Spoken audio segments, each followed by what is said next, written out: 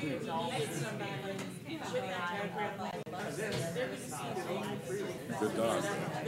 Yeah.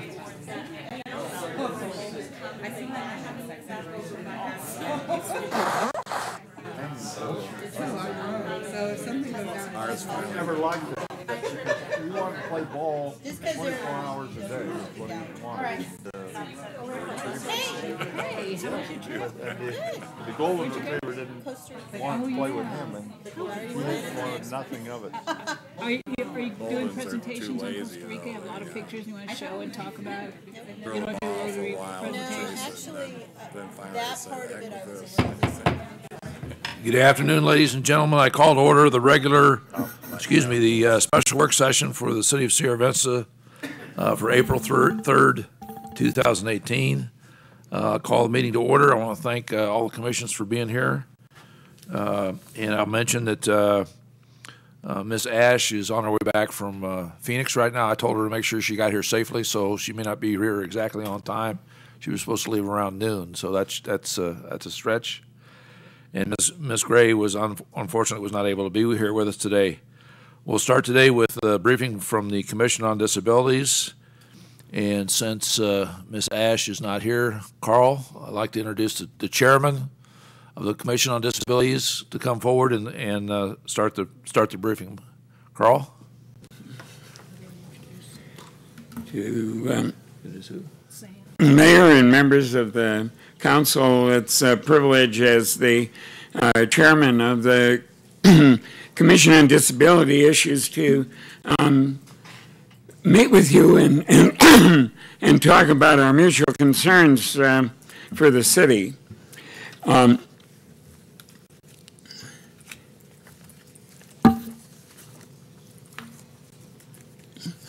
We met 8 times last year. The meetings, the months in which we did not meet because we did not have a quorum, and that became a serious problem with the beginning of the new year, and we didn't have enough members to make a quorum, but we're now all full, and all 7 members were at the special meeting last week. So we're very pleased with that, and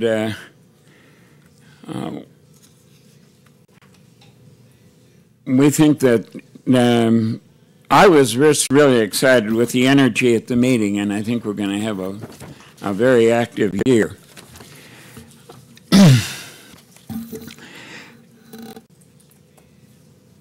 This is the problem with writing notes. I can't read my own writing. I think that the list of activities that we did were very valuable. I think perhaps the major one was inquiring as to why, when the new website was not built, it was not built with accessible design. It took 6 months to find an answer. We didn't get an answer as to why it wasn't done right in the first place, but we did get a promise that it's being fixed. And Jill tells me that it's about a month out, and there'll be some significant fixes to make it accessible for our disabled members. The website is a major way in which people address the city, and it's very important that everyone have access to it.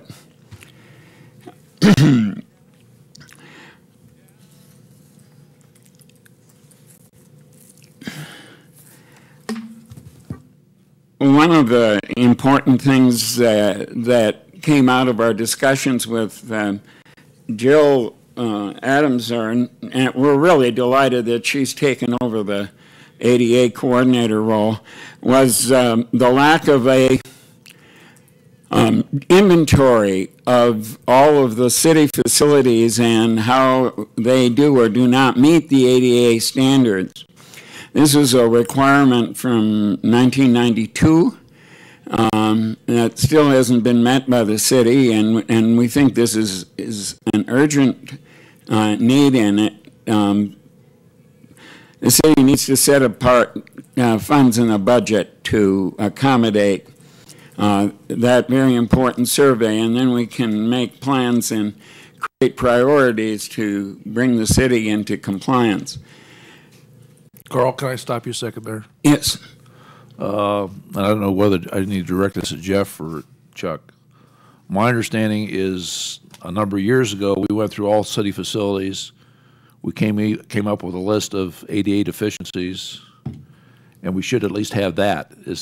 And that's not what Carl's telling me here. Yeah, we were audited. Department of Justice did Yep. audit us, provided us a list of various deficiencies, in the city. So we do have. I'm sorry, I'm not hearing what you're saying. I'm sorry. We did have an audit by Department of Justice of our facilities, so we do have those identified, and then we try to get to as many on the list as we can each year.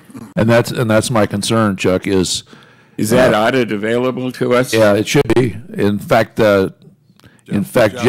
Jeff should have it. Jennifer used to have that, so Jeff should have that.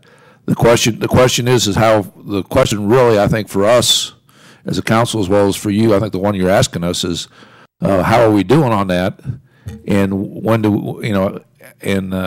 when do we expect to have all those deficiencies corrected? I think that's really what you're interested in.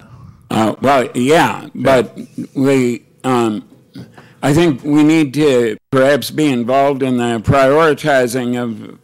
I would agree. Of the there isn't much in the city that really meets the requirements. So we're way behind. And yeah, we're talking everything from ADA corners, traffics to play sets to you name it. Swings, everything. So we do have a list of efficiencies, Carl. We just need to make sure you get that, and if you want to help us prioritize that, I think that's probably a good idea. I did ask both Jeff and Jennifer about that and got a negative answer. So okay, well, we need to figure out what's going on, Jeff, because I know Department of Justice talked to us about this. This was back when I think it was. Go ahead, come on up. This is back when I was, I think, Mayor Pro Tem, or before. It's a few years old. Just Let's ask me a question real quick on the transition. oh, sure. Thank you, Mayor Mueller. To answer your question, that is correct. The Department of Justice did audit us a number of years ago. It was probably about 15 years ago when this happened. And a lot of those corrections have been made. There's still many things that are still have not been up to date. There are many things that have since then have changed that needs to be taken a look at. Okay. Now, what the audit didn't look at was sidewalks, public infrastructure. What it looked at was public facilities and buildings, not necessarily infrastructure. And one of the things we're talking about doing is a transition plan, which will go out and look at the various deficiencies in the sidewalks, whether there's connectivity in sidewalks, whether there's ramps, that type of thing. That's kind of a separate plan than what the Department of Justice did, which looked at the facilities and the buildings and that type of thing.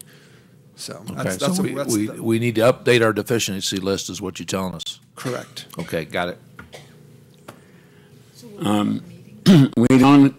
This is the only meeting room in the city that meets ADA requirements in terms of assisted listening things, and it's the system works, but it's one that is not well accepted by the disability community because you have to borrow equipment in order for it to work, and it doesn't always work. As my experience in coming, I have heard that I'm the only one that's ever used the infrared system here. I'm using it right now, and it's working this afternoon. But in the 4 times I think I've checked it out, it's worked half the time. One time I got the wrong unit; it had no neck loop on it, so that's. None of the park buildings, which have many meetings, public meetings in, are equipped to provide assisted technology to the many people who need it. And people often don't know what to ask for. They don't know how to use it when it's there, and it is a major problem, and I speak as my own disability group. One of the bright things on the horizon for us here in Sierra Vista is the induction loop being put into the Performing Arts Center, which isn't actually a city facility. I think it's under the school board, is my understanding, but money was put in the yes, when the people vote The for bond issue. the bond issue. And Rick Klein assures me that it's coming on soon, so that will be a fantastic thing and open up a lot more demand for accessibility from my community. We do want to recognize that having an accessible community is a major asset in drawing people to the community, and we know the city has been putting a lot of effort into attracting community, and one of the ways is to present it as a disability accessible community. So we think that that's a very important thing that you should do, and we look forward to working with you. We did recognize 3 people in the community for their contributions over the years to accessibility for disabled people. And we held the fair again for the 9th time, the disability event. We're working on that hard and trying to design it in such a way as we have a larger participation from the community. We had a lot of vendors there, but we didn't have as good a representation of the disabled community as we should. Are there questions that we can answer? Carl, is there anything else in your briefing that you wanted? Is there anything else in your briefing that you wanted covered? I think those are the highlights that I see. Okay, then we'll open to council. Sorry? Okay, wait a minute. He didn't use the PowerPoint. All right, we can do that. I didn't know if you... Jeff? Jeff's got it for you, Carl. Oh. I'm going to have to look at mine because I can't read that. Is it on my screen? It is.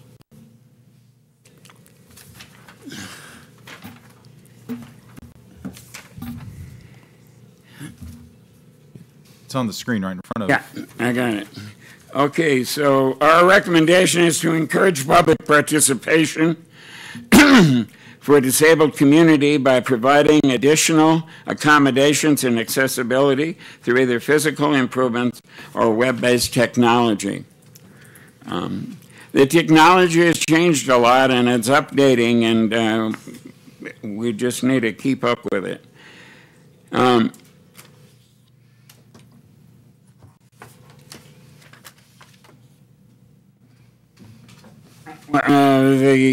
Providing additional assisted listening devices in city buildings. One of the things I did was I brought down Tom Kaufman from Otajoy, who's an induction loop technology expert and installer, and he has given the city bids on this room and 2 or 3 rooms in Ethel Berger Center, and also the Oscar Urine Center. So we have a better picture of what it might cost to bring those up to the most accessible current technology for hearing impaired people. We've talked about the web services, and Jill has proposed to us providing curb service for people coming to pay their bills or other service who have mobility issues in getting into the building. And we certainly are endorsing that and hope that comes about soon.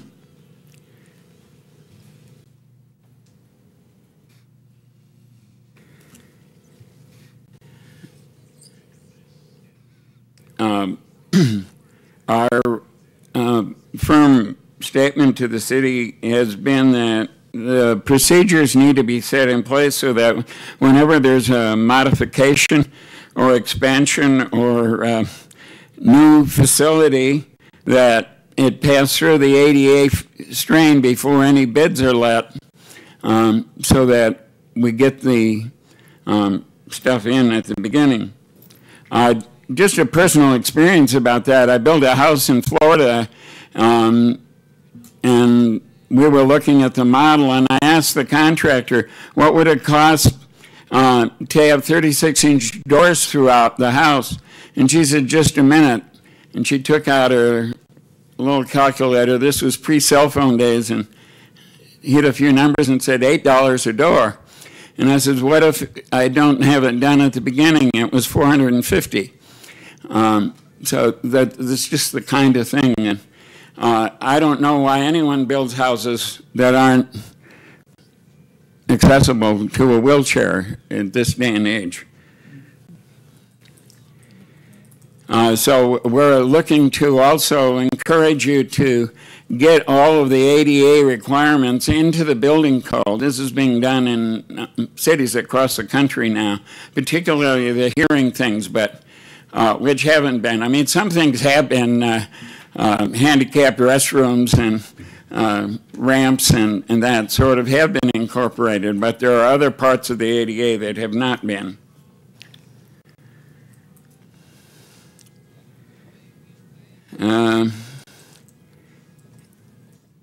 The creation of a transition plan that distributes infrastructure deficiencies, we talked about that, and the conditional use, the continued use of community development block grant funding, and we need to work diligently to find additional funds that we can use for accommodation. Promote and support the ADA accessibility in all city parks. An accomplishment this year was the playground access at Veterans Park, and we commend that. And making available emergency home repair resources to low-income homes, families.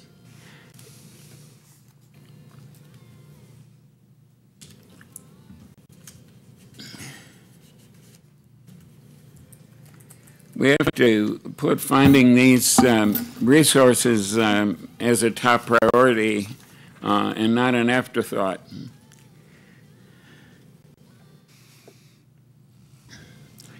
Promoting incentives for home builders and homeowners that proactively build or retrofit residences with universal home design. Universal design is that all of these things are incorporated from the beginning.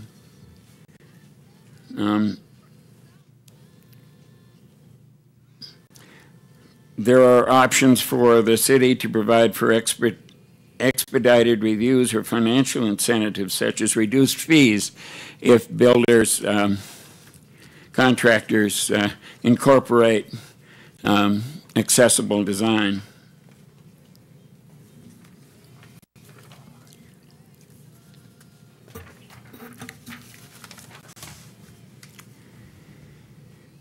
Okay. For a diverse economy,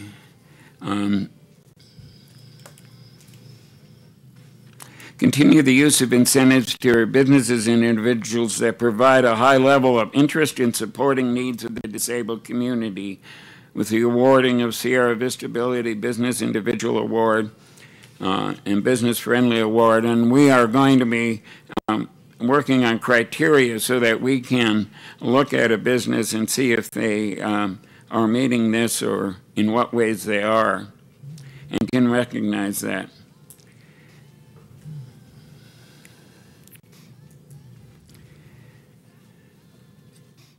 we want to work probably with the council and city departments and the Chamber of Commerce on training people on the ADA and what's involved in it and how they can access it.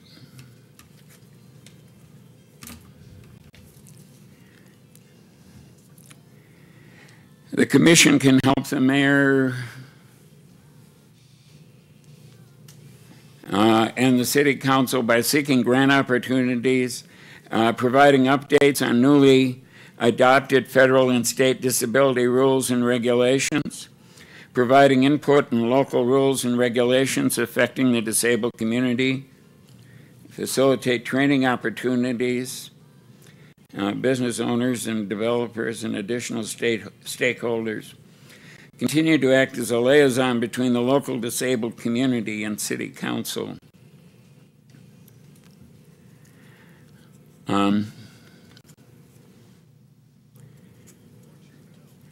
Just a question, is the Uptown Theater, is that in the city or is that in the county?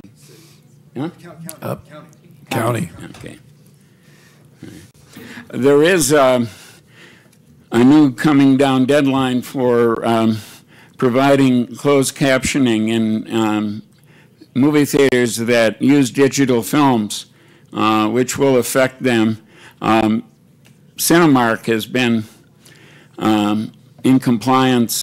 In fact, Aloha, whom I'm a member and president of, was part of the suit that brought that about nationwide for theaters. It's just being implemented, and I think it's the end of June of this year they have to comply, but it really has made a huge difference for many of us in attending the movies to have closed captioning and assisted sound devices.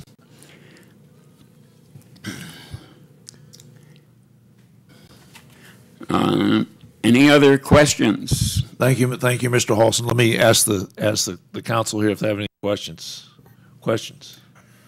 Yes, Gwen. Carl, you mentioned disability-friendly community.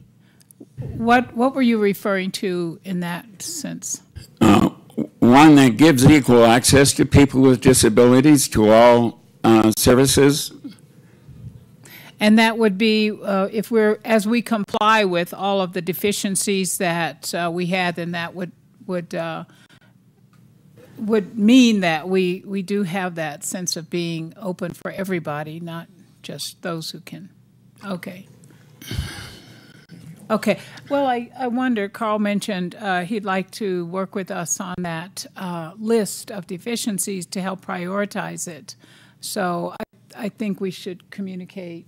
We should do something to get together with Cody on that, and I'm sure Jeff will keep us apprised of when that list is together. If we could all get a copy of that, and then I don't know how you want to run that meeting, but Jeff will. Okay, thank you. Thank you. Well, I do. I'm sorry. I do, but I guess it's mostly maybe to catch us up a little bit, because some of this is the first that we've heard of audits and lists of deficiencies and things along those lines. And, you know, at least the 3+ years I've been sitting up here, I don't think, thank you for your information. I take it as true. I want to make sure that we're doing what we can to ultimately solve the problem. And that's what the commissions are for, is to bring this to our attention. I assume outside of having another meeting or more lists, here's what we need to do.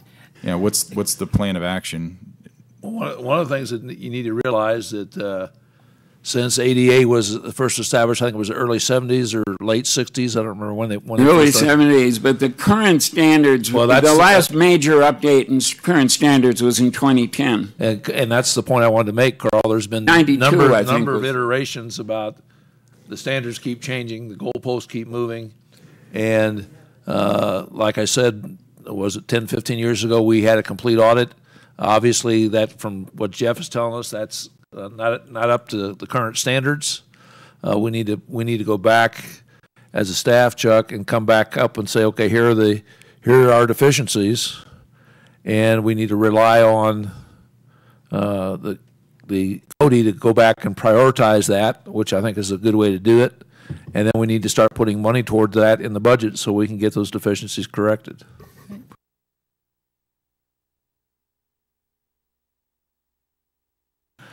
What causes a Department of Justice audit to happen? Do we ask, do we request? No. They Could you speak up? Yeah, they just came and provided one for us. At that time, they picked out, I think, 3 communities in Arizona. We were the lucky winners. Great. And what was interesting about that is they sent us the report. We worked off we worked off what we had, and we sent it back and said, here's what we've done. And they said, well, what about pages 15 through 30? And as it happened, they didn't send us pages 15 through 30. Oh, wow. Did they ever? Yeah, eventually we got that and started working on it. But there was more involved than we expected originally. I see.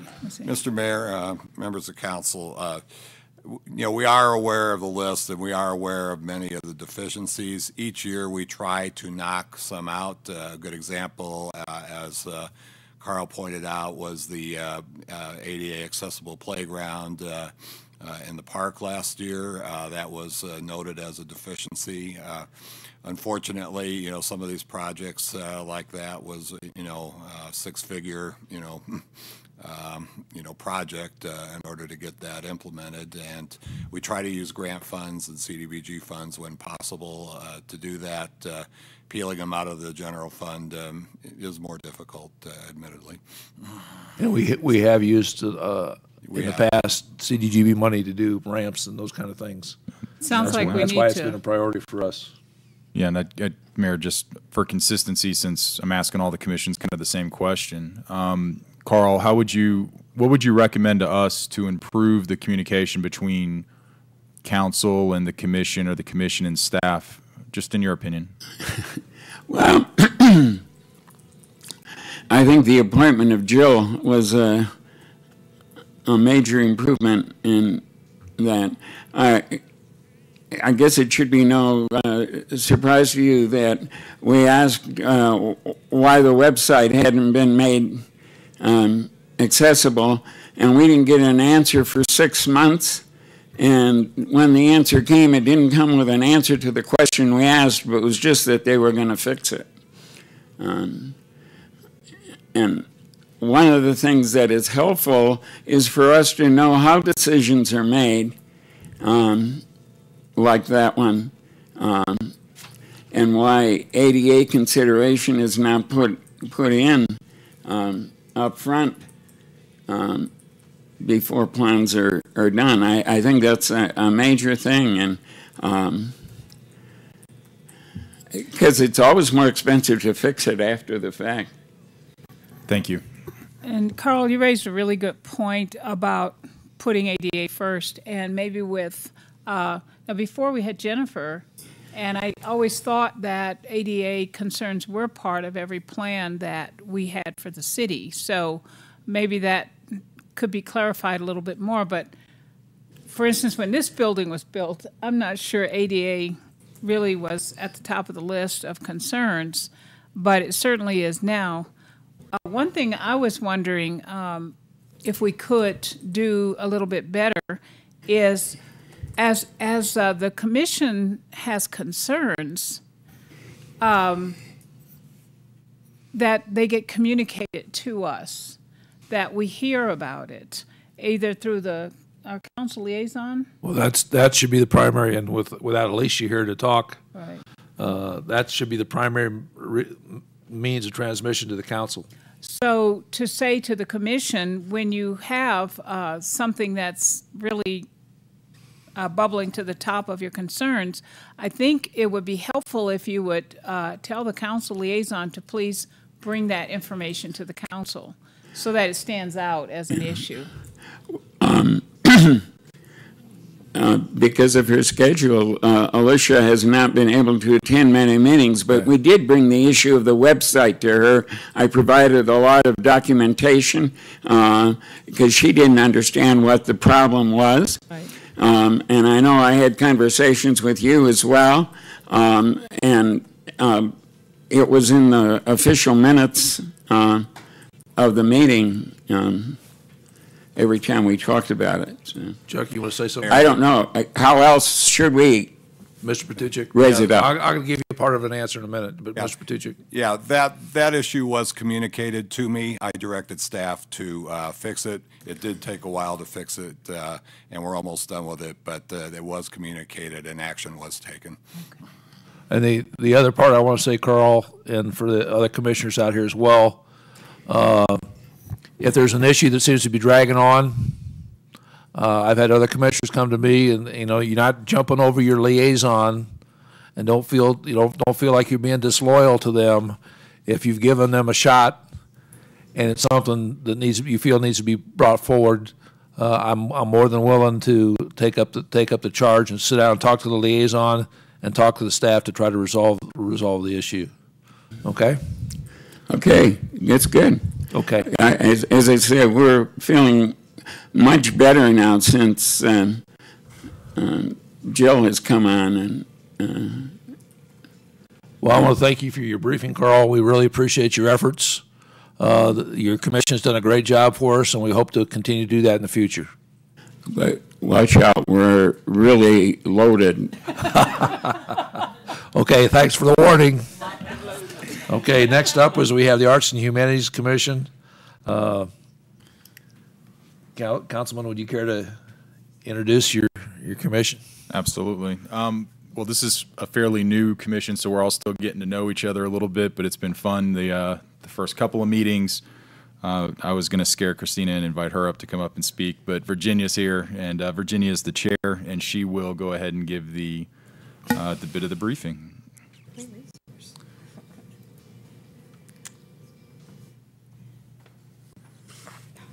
Thank you. Thank you, Mayor and members of the City Council, as well as all of our guests today. My name is Virginia Thompson, and I am the chair of the Arts and Humanities Commission. Is this my clicker? Yes. Which button? Oh, I like it. This is fancy. So we are the Arts and Humanities Commission. We'll start with a report. Our purpose, the Arts and Humanities Commission was created in 1980, and the purpose is to advise the City Council on art in public places, foster the city as a strong supporter of cultural activities for the community, and develop short and long-term plans relating to the arts and humanities activities and facilities in the community. We do meet.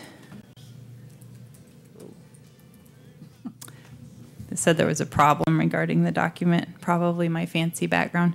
We do meet the third Monday of each month at 5 p.m. at the Oscar Urin Community Center. I don't think we've ever not had a quorum since I've been on the commission, although we do currently have one vacant seat. Uh-oh. Something went wrong. It said there was a problem.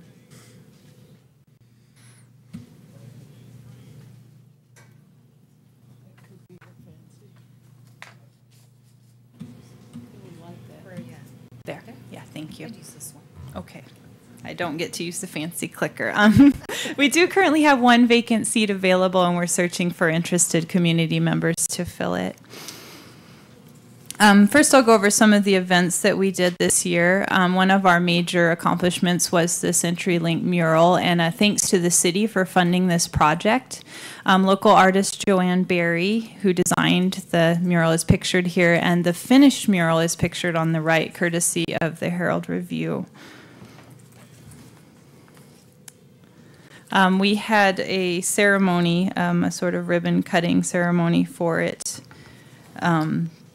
And celebrated the completion of the mural. You can see we had the colors presented. The national anthem was sung beautifully. A lot of members of the community came out to enjoy refreshments. The Arts and Humanities Commission also held a booth at this event to recruit members. We held the 2017 Mayor's Arts and Humanities Awards, and you can see a list of the recipients right here. And once again, we had a wonderful group of community members that we were able to honor with awards, and we thank Mayor Mueller for constantly supporting this endeavor. Here's the Humanities Awards recipients. and of course a couple pictures of our fine citizens who received awards that day. We held the 2018 Youth Arts Festival on February 24th at Cochise College. Let me see, where am I? My notes. And this year we had a total of 313 participant guests. We had 119 children, or 119 adults, and 182 children. We had 42 volunteers, 18 artists, 20 stations, and lots and lots of activity at the event. Here's some pictures of our participants. One of our goals for this event is to teach children skills and find their interests so that they can continue to pursue them during the year. At our last year's event, we were able to present a stipend award to a local elementary school to do an art project with the children in the classroom. This year, we did offer the award again, courtesy of the Huachuca Art Association, but unfortunately, we did not have any applicants for the $200 stipend. The commission has spoken, and we had some good input from Craig Mount about it, and we're planning to re-offer the award one more time and see if we can recruit more interest so that the arts in the public education can continue to be pursued throughout the year. Projects that we're currently working on, we have been working on a redesign of the Art in Public Places brochure. Considering the rebranding of the city that happened a couple years ago, we would like the city to put out a new brochure similar to the old one, which was quite well designed, showing some updates as to public art, such as the new CenturyLink mural, some events at the library, etc. We've worked on a draft of it, and we did try to present it to the Tourism Commission, but we've been somewhat unsuccessful about joining their meetings regarding this, but we'll keep trying. We are in the initial stages of a project for a water tower mural on the west end that has been requested. We're working with Cochise College and also hoping to bring in some elementary school students on this project. And we've already booked the 2019 Youth Arts Festival at Cochise College for February of next year. And we do have a couple proposals we would like to speak with the City Council on tonight in light of your upcoming budgeting. The first thing that we are interested in seeing in the city is a shading system for the Veterans Memorial Park Pavilion Stage audience area. We really feel that providing shade, either temporary or permanent, that doesn't restrict use of the lawn area for play, etc., would be a great benefit to people enjoying performances at the pavilion during the hot months of the year, which is a lot of the time.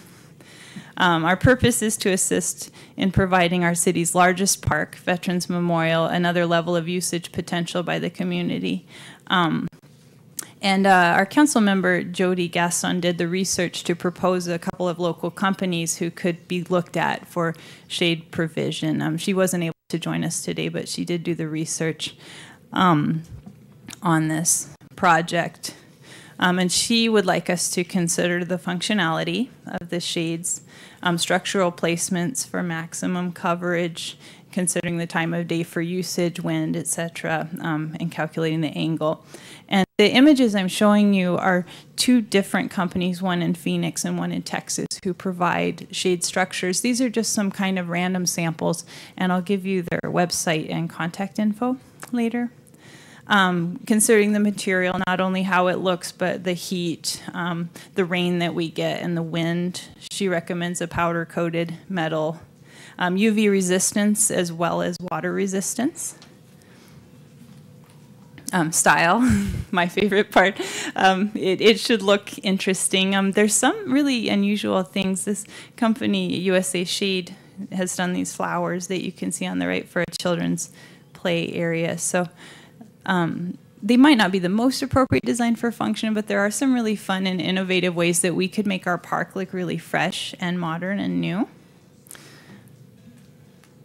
Also consider the possibility that shade structures could be used to provide low-cost or cost-free energy through solar, such as lighting at nighttime.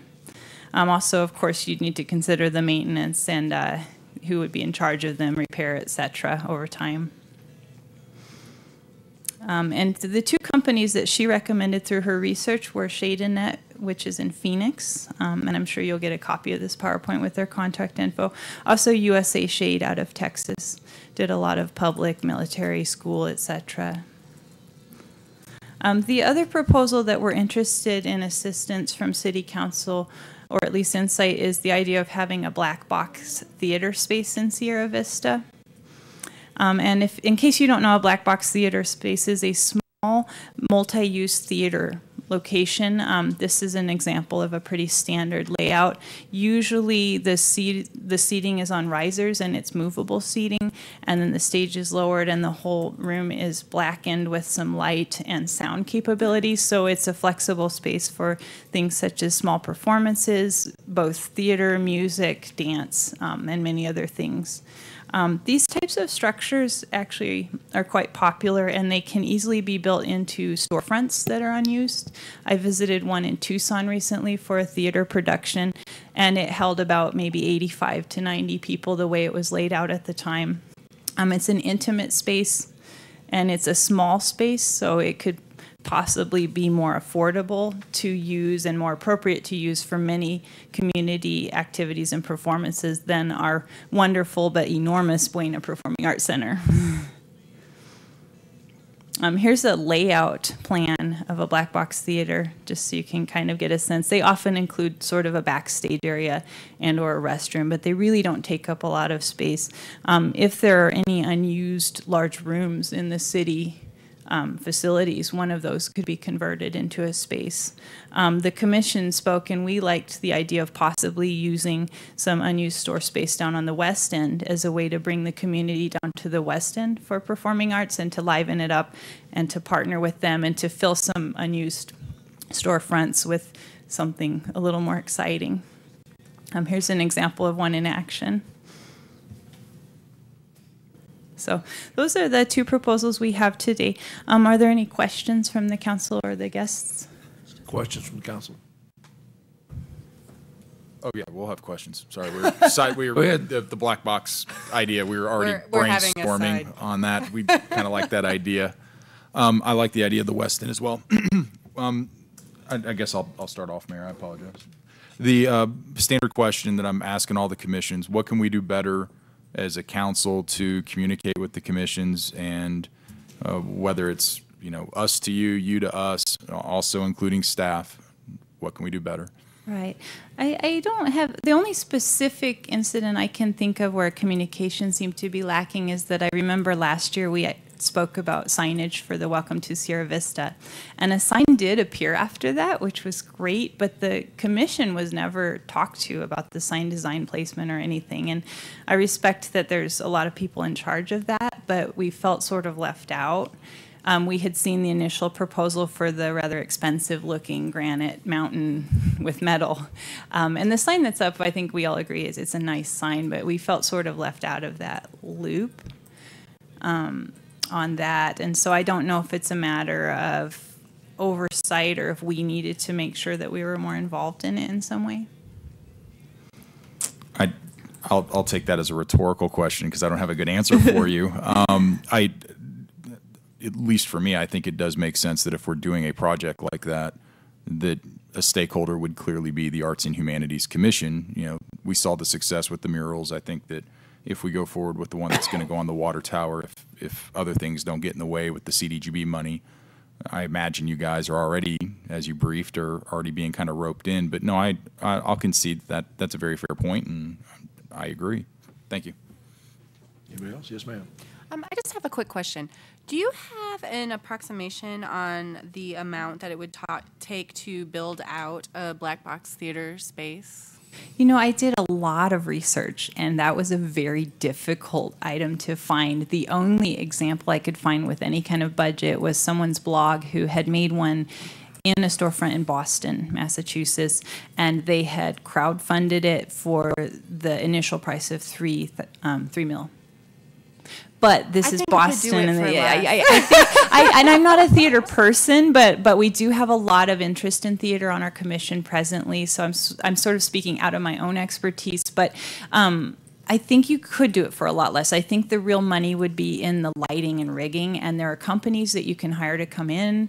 Or, you know, I know Buena High School has a stagecraft program that I've heard of from students that sounds pretty fantastic, and maybe there's a way to work with them. I'm sorry, Mayor, I got another comment. I'm brainstorming here. Has the city ever considered kickstarting or crowdsourcing some of these types of projects that are for the community that won't necessarily involve, probably can't find a grant for all of it. They're not going to always reach the top level in the budget because there's, you know, other things that are going to pop up. But there's got to be a mechanism, and it would probably be a lot more efficient and easy to control if we simply crowdsourced against a specific project like the Shades or the even potentially this black box theater piece. Is that something that we've ever explored? No, we haven't done that yet, Councilmember Mount, but, you know, if there's some potential there, we can do that. I know, you know, from past experience, when service clubs, you know, try to raise funds for things like the skate park, for example, many years were spent, you know, doing that, and they did raise $75,000, but the project was $750,000. So, you know, maybe these newer methods online, using social media and that kind of thing, can be more productive than the old ways of doing it.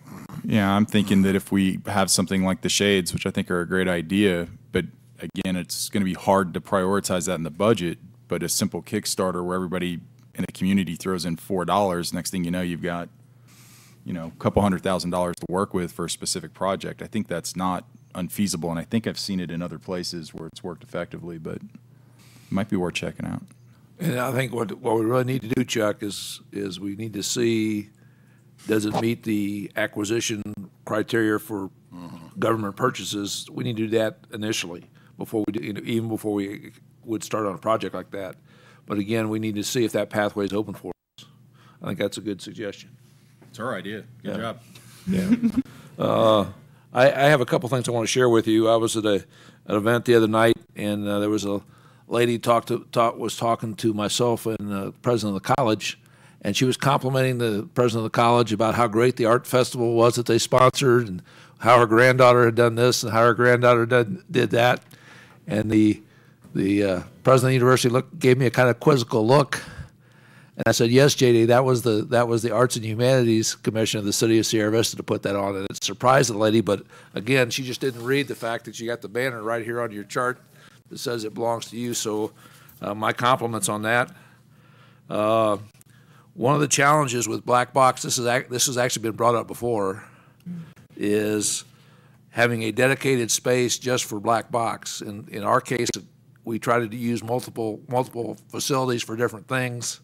When I see the picture of the Black Box and the approximate size, I can think of a couple spaces that are already city-owned buildings where if we added a little supplement for backstage type things, we might be able to do that. Unfortunately, they're not in the West End. Right. But I think there's cheaper ways to do that. And again, really to make it work, it's got to be multi-purpose. It can't just be Black Box. It has to be used for other public meetings and facilities and events as well, Right. to make it effective. Some of the sources I looked at, they would rent it out as a party space for corporate party events because it's such a flexible space. It's not tied to performance. That's exactly what I'm talking about. And you have dinners or you have other things in there as well, and I think that's a possibility worth exploring. Any other comments? Mayor, I just wanted to comment that we get quite a few different suggestions from various commissions and other sources.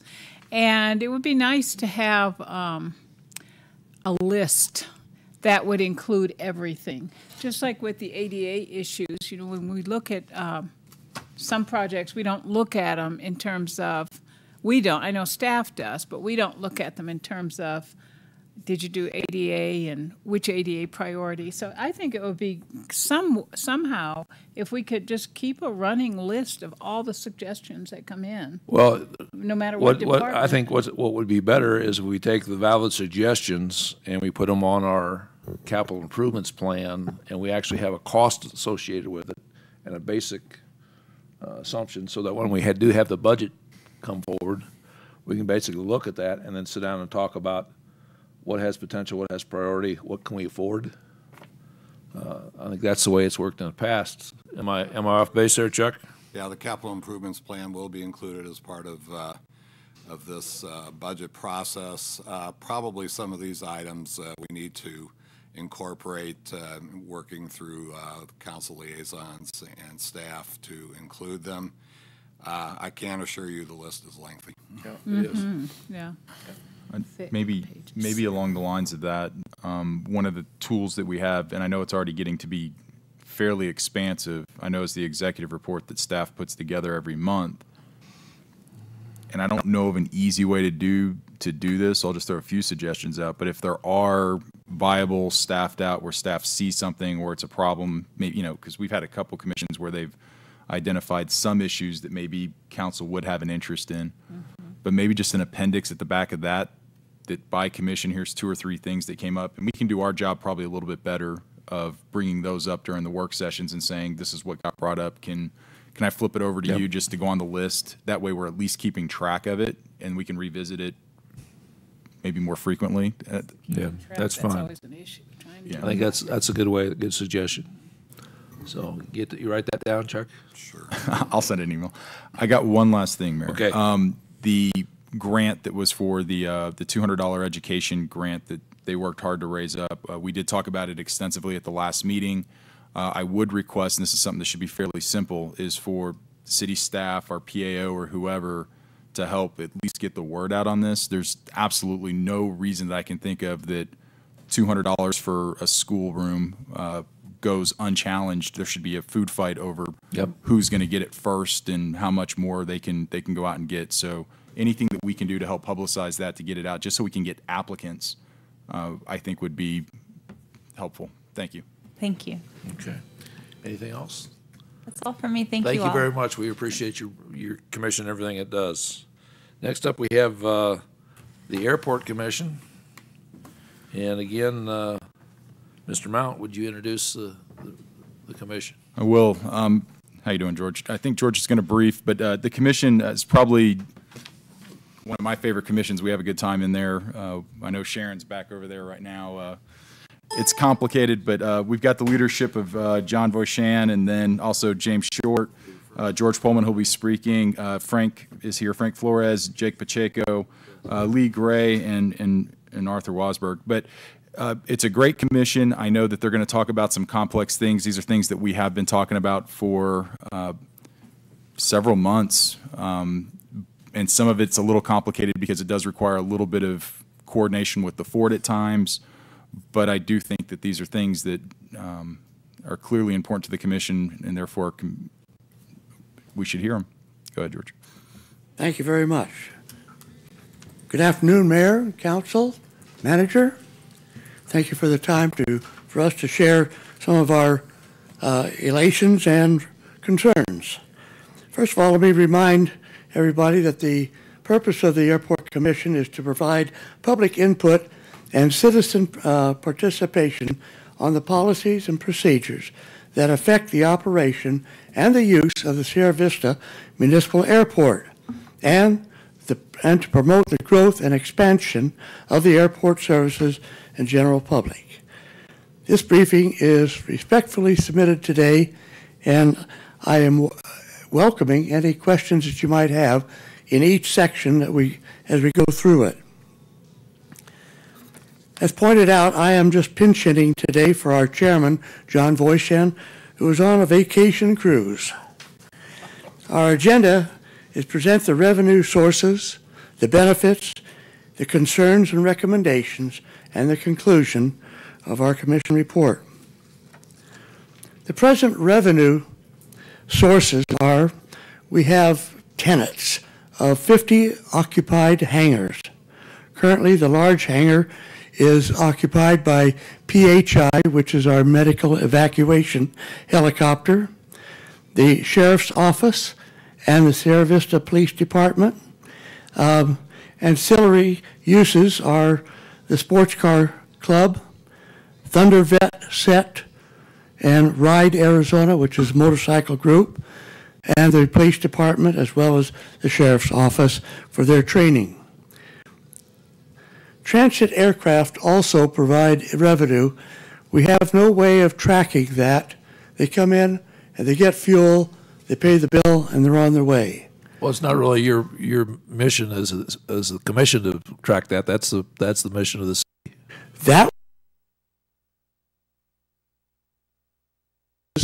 and all is coming in and going. Sometimes we get a corporate jet coming in, and we'll talk a little bit more about that. They will unload, sit there and for a few hours, and load back up and depart, hardly knowing who users of our airport, and they add to the business of our community. Also, users are the National Forestry Service when they have the firefighting bombers come in, and they park on our ramp down there, and they take a lot of fuel to provide the firefighting service. So that is a great asset to the city. Another asset is the Ameriflight, which provides the cargo hauling for UPS. They have at least one flight a day. Coming in, evening, they leave and haul it back to probably Phoenix, I think it is the hub for them. Sometimes they have 2 or 3 aircraft hauling freight. So that's quite an asset for this city to have rapid freight transport. Another benefit is the EAA Young Eagles Chapter 776. It was founded in 1992. The Young Eagles program has dedicated 25 years of giving youth ages 8 to 17 their first flight. This is a free flight that pilots provide for the children. It is the only program of its kind with a sole mission of introducing and inspiring kids to the world of aviation. Today's Young Eagle program, Chapter 776, has flown over 8,300 kids. With the help of the EAA's network of local volunteer pilots and ground volunteers, it has been able to provide this service to the children of our community. Also, we appreciate the support that the city gives us in putting on the breakfast and whatever else we do on Saturday. If you're not familiar with the Young Eagles flight, it's a 2-day program the first weekend of November every year. And they provide flights for as many kids as the pilots can stand to fly each time we do it. And we have a lot of parents coming out and enjoying that participation too. Benefits. The Civil Air Patrol, Cochise Composite Squadron 107. The Civil Air Patrol is an auxiliary of the U.S. Air Force. It is also a 501c3 nonprofit organization chartered by the U.S. Congress.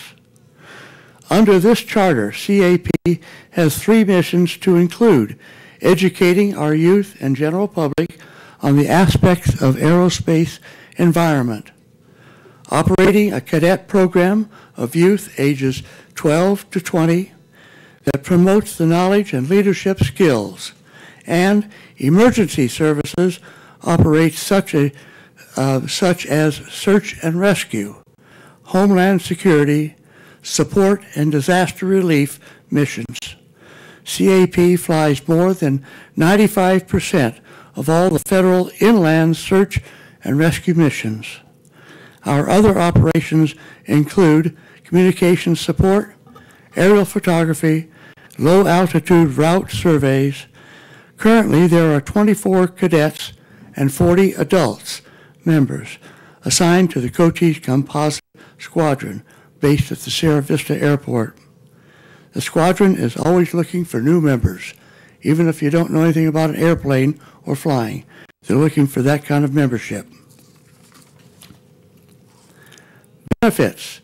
The terminal facility. The existing terminal facility will allow a rapid reintroduction of commercial air service if and when it ever comes again. The facility is also equipped to handle the Tourism Information Center This is an idea that we have to assist the city and the tourism office in being more accessible to the public.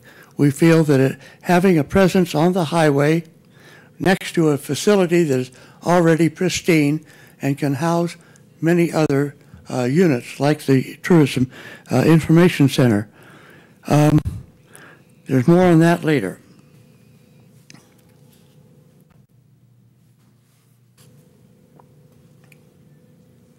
Concerns, existing terminal and facility. There have been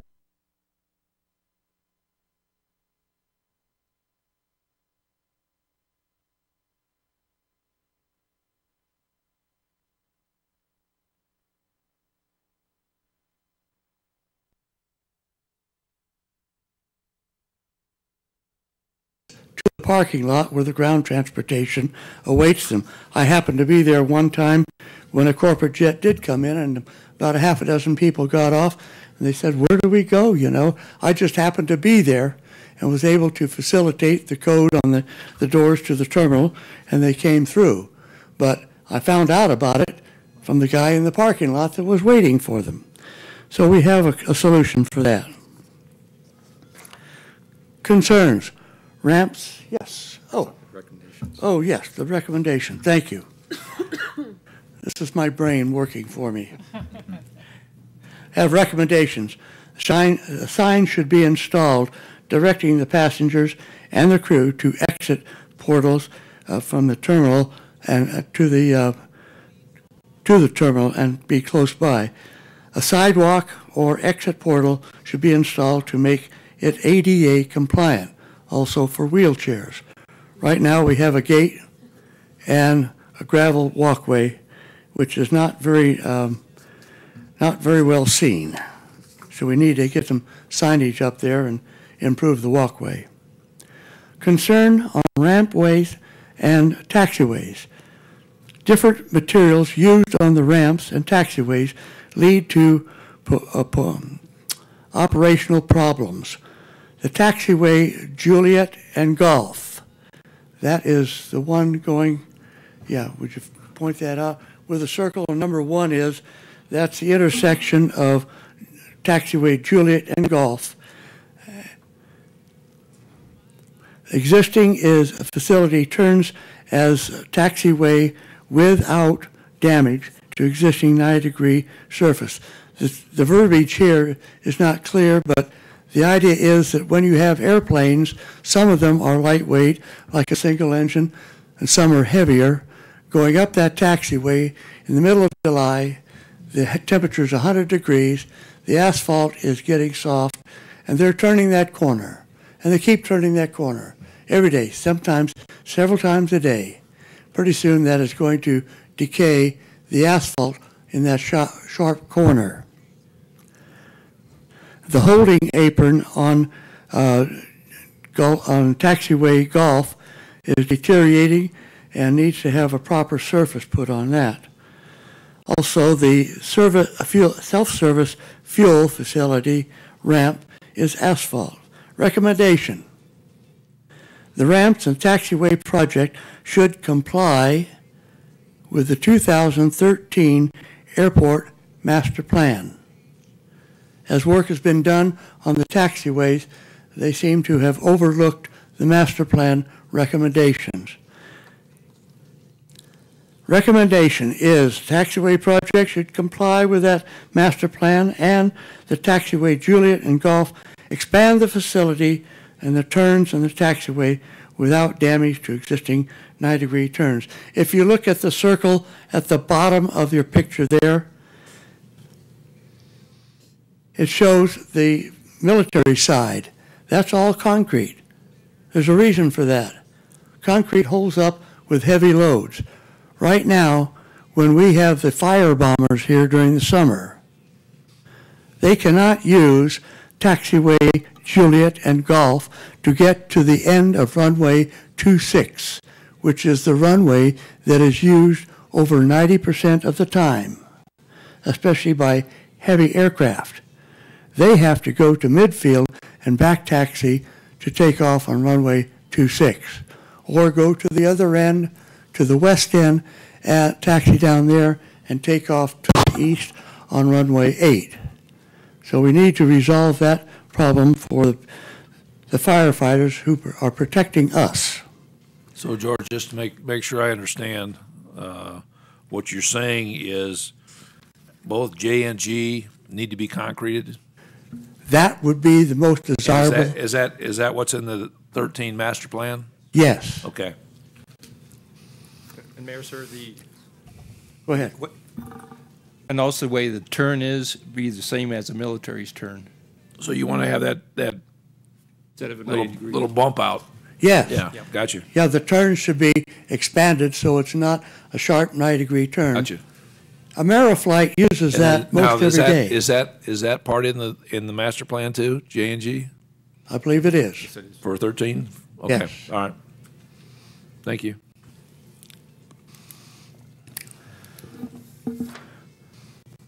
Another concern is the weather reporting system. Thank you. Let me go back to this ramp taxiway. Different materials are used on the ramp by the self-service pump. We have airplanes that come in and they can fill up just as they do at the self-service station down on the corner. You put in your card, you pump your gas, and sometimes it spills. And when fuel spills on asphalt, which is what our ramp is, it eats it up. It deteriorates it. And so you're going to get loose gravel there, which gets in the prop, causes nicks, and it's a real problem. That, too, needs to be concreted.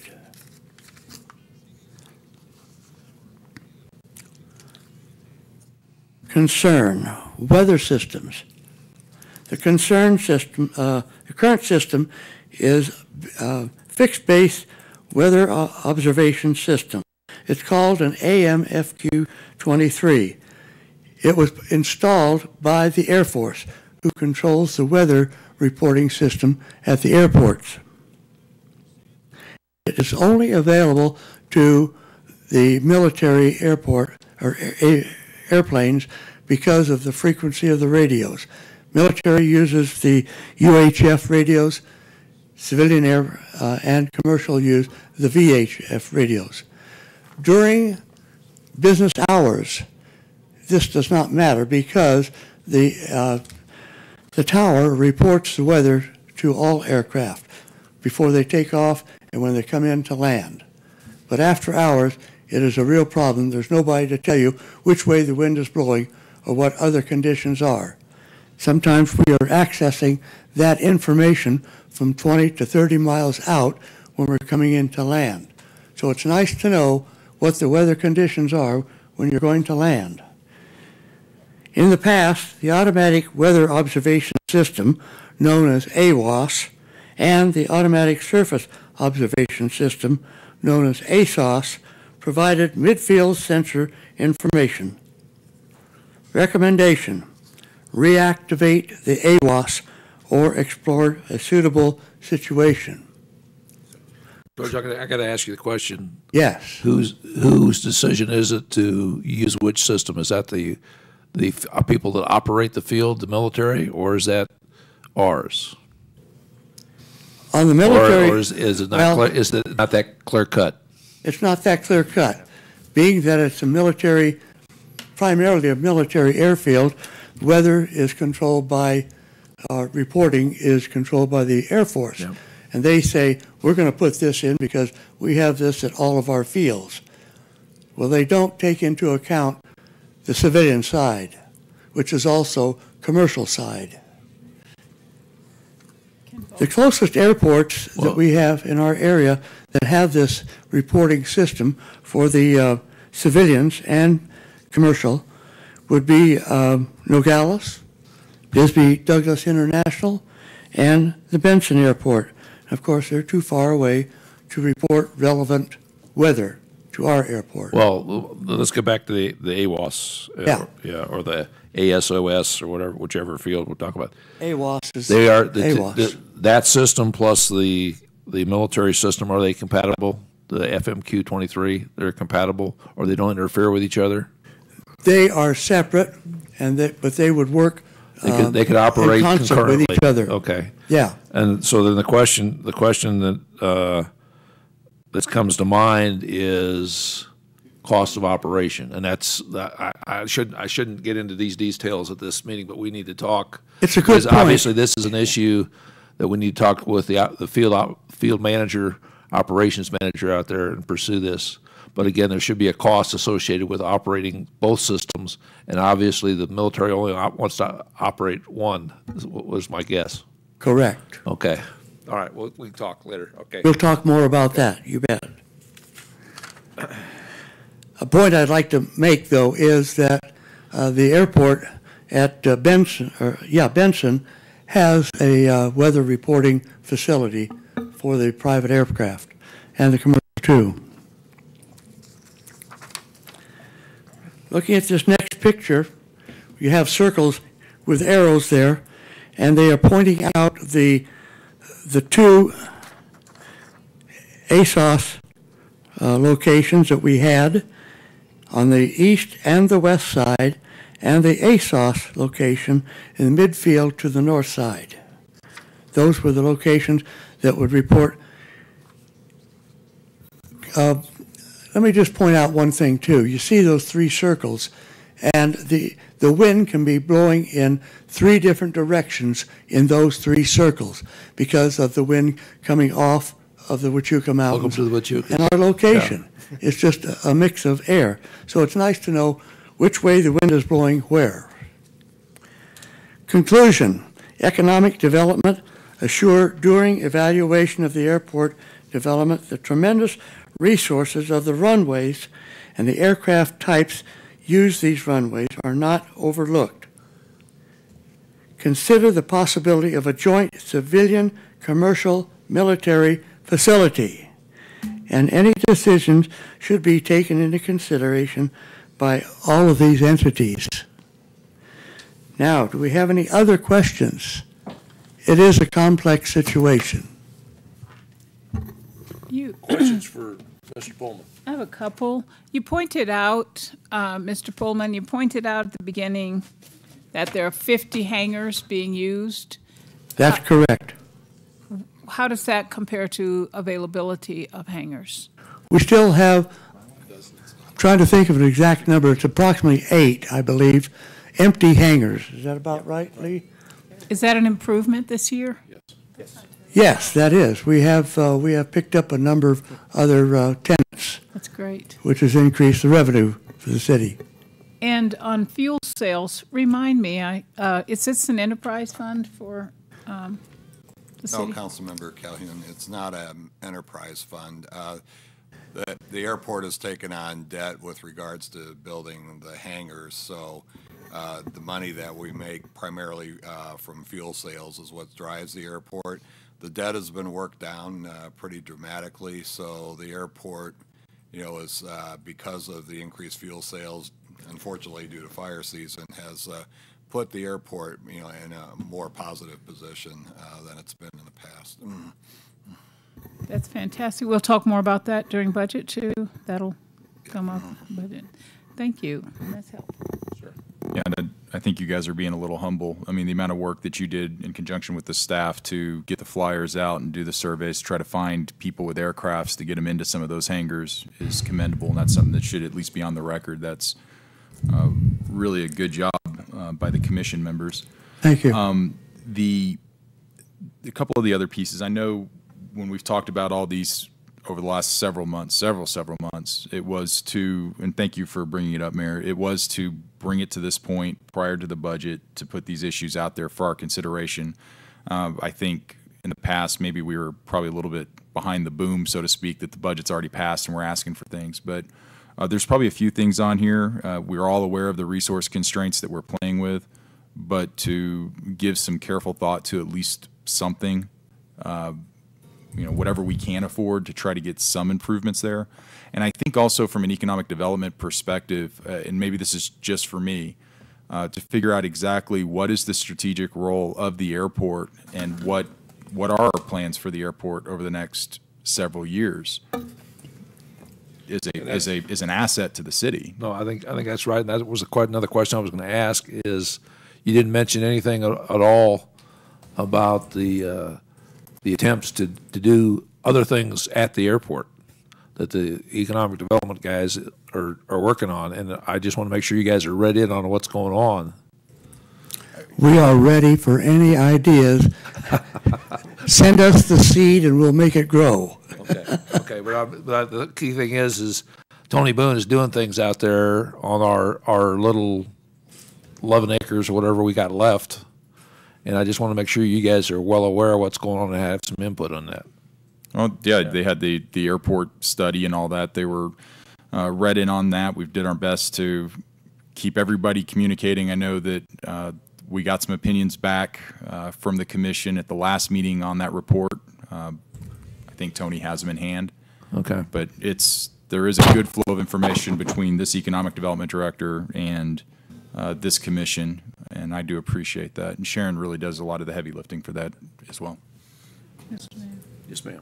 Thank you. You mentioned your suggestion that the tourism department moves over to the airport. How does that get fleshed out into whether it's a viable recommendation? It hasn't gotten flushed out, to my knowledge. We have suggested it and spoken of it several times. Never got any reply back, but realized that your information, your visitor center, is way down at the end of the road, hidden in a building, and that's where the available space was at the time. We are suggesting that you upgrade your visibility. I like the suggestion, and the next step is we need to figure out how to see if that's a viable. Well, I'm going to be the skunk at the picnic here. Ew. Yeah. One of the challenges with the current location is, as you said, it's at the end of the road, but we do have people that come in for traffic for other things as well. And it probably has more foot traffic now than the airport has now. At some point in the future, if the airport had more foot traffic, I could see moving the operation out there. Most airports do have kiosks or whatever with appropriate information. If we don't have that already out the airport, we need to obviously get that. But I don't think we're at a point now, based on traffic, to be able to put that out at the airport. That's my personal opinion.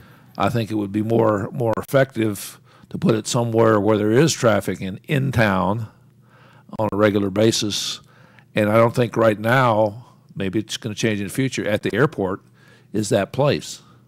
So that's my feedback, if you're looking for feedback. But again, that's a decision that we certainly need to look at and consider. One other part that's mentioned in here is the sign for out there, and I'll bring up 2 points about it, and then one of the reasons why we've talked about it pretty heavily, and I know we talked about it towards we missed the budget session last year, but it got presented then. I travel down. I go down there to the airport commission meetings. Pretty much the only time I go down to the airport. But even for me, and I do have astigmatism and a little hazy. I don't like making that turn because I can never see where exactly I'm supposed to do the turn. And I think that if we bet on success and we have some growth and there's a strategic plan to make the airport viable, we're going to need to start thinking about how to make that at least marked in a way where people can see it. I also really like the ideas, and no offense to the current big blocky sign that's out there, but I like the idea of having a little bit of a digital footprint that's actually marketing and showing off the events that are going on in town. So you're kind of knocking out a couple birds with one stone. You've got some feed-forward control of the marketing coming into town. You've got some feedback when people are leaving town. It's something that we can control. It's not overly expensive. I know you guys have done the estimates. The other piece is I think there's a safety concern when people start to look. There's no median there, so we got to make sure people are getting over on time, taking a left, in some way to do that. I just don't want to see somebody kind of get a header. And if that helps to expose the fact that there's actually an airport there to begin with, we may actually get some more tertiary business that way as well. I don't know how we would pay for it, They're aware that, again, the restraints within the budget, but I think it's something that we should consider, given that we could probably find a way to make it cost effective. Well, that's one thing I agree with you. It's definitely needed. It at least needs to be 10 feet higher. Whether we have a large, and because of the speed, the vehicles, I'm not sure how big a digital sign would have to be to be able to redirect people for events. But again, that's something I think is well worth looking at. It's such a beautiful facility out there that it's a shame that it sits empty most of the time. The other piece, I don't know if I mentioned it to Library and Leisure Services recently, but is there any possibility of groups having meetings out there too? That wouldn't be a moneymaker, but it would get people out to the airport and maybe would be the beginning of something. So that's another possibility to consider if it's allowable by FAA and whoever else. Black box at the airport. Black box, that's what we were just saying. Black box Actually, theater. no, I wasn't thinking of the theater. I was just thinking of Chuck, a place to have meetings. Chuck, did you have something? I just want to, just going back That's to way the on budget this. and improvements, we mentioned the airport master plan. We always try to place a priority because many of those projects are well in excess of $1 million in terms of runway, taxiway improvements. In this case, the federal government, in terms of FAA, and the state government and ADOT, actually do have funds that they can throw at airports. So we always strive to try to match those grants to bring those big dollar items there. And obviously they provide jobs and those kind of things while they're under construction. So that's always been a priority for us to do that. There are certainly other projects at the airport that do need to be done that may not have that source of funding. In terms of plans for the airport, I know Tony is working very, very hard on that. There is quite a bit of potential, I think, for outside military federal agencies to come in. Problem, of course, is we only have the 9 acres left to develop out there, so we're extremely constrained in terms of land availability. It's our hope that if we can get some sort of mission-related or government-related facility on that 9 acres, that we can use that as a way to approach the Army about opening up the 200 acres. That's the big bugaboo in the room for airport expansion. One of the things, Chuck, I would like to hear at some time from Sharon is the availability of the ADOT funds for aviation, because I know for a few years they were basically zero balanced, and I'd like to kind of get a projection for if there's going to be money for local airports in that, and where we kind of are in being able to ask for that so we can execute our master plan. Yes, sir. It seems to me that in the past, when we had tried to expand our facilities out there at the airport, we'd asked them for some additional land, and that was never forthcoming, and I don't know where it stands now. Well, I think we're kind of on and you guys correct me if I'm wrong here, Chuck and Mr. Economic Development. Let me know if I'm off here, but I think we're kind of doing it in a two-phase operation. We're looking at what we own and working on that issue, and the longer issue is going to be acquiring the 203 acres, and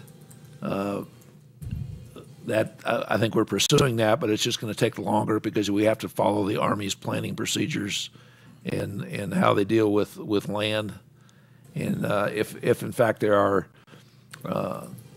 willing to give up the 203 acres, they still have to go through a process for an impact study for that as well, and that would add a couple of years. So obviously it's kind of two phases, and we need to pursue both of them, in my opinion. I thought that they at one point had said that they were going to develop the land themselves, but they've never done anything to do that. Yeah, that was years ago when they wanted to. What's the name of the program, Chuck? Enhanced use lease, and that basically went nowhere. So that's that enhanced use lease is a dead issue as far as that action was concerned. Chuck? Well, in terms of the uses that they had planned for the 200 acres, the last time they went through the enhanced use lease, the Corps of Engineers came back and said that it was not feasible. I don't believe the uses were appropriate, my own opinion, for that particular enhanced use lease project. I do believe it could be resurrected if there were mission-related, mission-supported companies out there that they would use to develop the land. And the first step is to get the Army and work with them to put that acreage on a plan for the future. And Tony's been, I think, making some good strides with them to try to get that to happen. And once that happens, that can open up the door to potential future possibilities to include a potential enhanced. But that's a long-term effort. Still a long-term effort, yes. Yeah, but they gave us the land before, and there's no reason they can't No, expand that. they didn't give us the land. We were short one signature, Chuck, there, Bob. 1 week short. 1 week short. Okay, anything else for these guys? Sorry to talk around you guys, but George, you got anything, closing remarks? Well, just thank you for your interest in possibilities of the airport, because it is a jewel in the desert. And the idea of accessing some more land so that we can really talk about using it for commercial use is good. I don't know that we should go for the whole 212 acres, maybe 20 acres at a time. But if we can get that ball rolling, thank you very much for your interest. Thank you, gentlemen. Appreciate everything you do for the city. Seeing nothing else before the council, meeting's adjourned.